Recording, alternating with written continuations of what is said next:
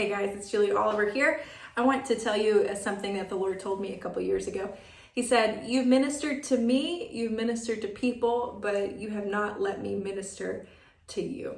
And immediately, like some of us in right now might be thinking, that seems kind of self-absorbed, that seems self-centered.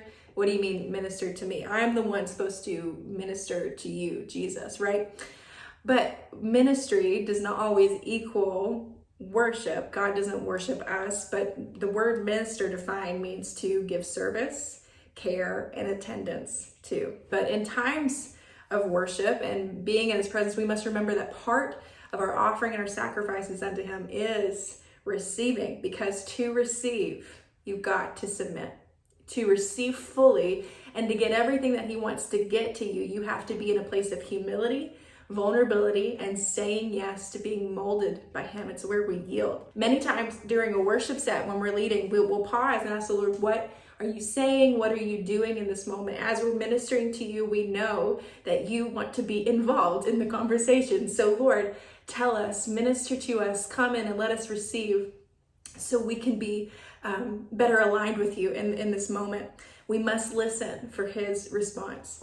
Like Peter and Jesus in Matthew 16, there was an exchange of truth, an exchange of ministry, in that when we declare the truth of God, he often declares the truth right back over us, because it exposes every lie, it brings faith into the room, and it allows us to receive everything that we need to receive from him. Jesus is asking the disciples in Matthew 16, who do you say I am? And out of all of them, Peter has the confidence to say, you are the Christ, the Son of the living God. He wasn't having an identity crisis. He didn't need a boost of self-confidence from them, but no, he was saying, declare the truth. Who am I?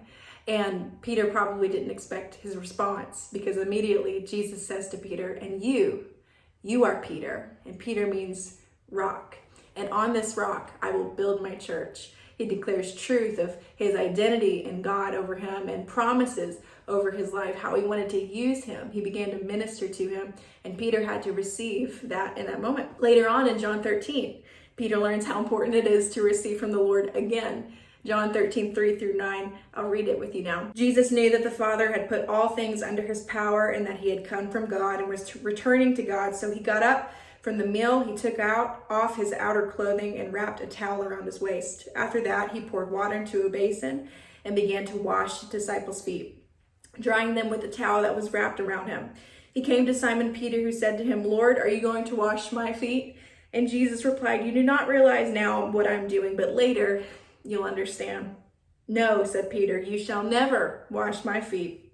Jesus answered, unless I wash you, you will have no part with me. Then, Lord, Simon Peter said, not just my feet, but my hands and my head as well. We need to understand that receiving from the Lord, letting the Lord minister and serve you, is not a self-centered, self-absorbed thing, because when the Lord serves us, he serves us transformation. He serves us a new life with him. Let the Lord minister to you today. It's not a selfish thing to ask of him, because when the Lord ministers to us, we're transformed and we're brought into a new holy level of intimacy with him.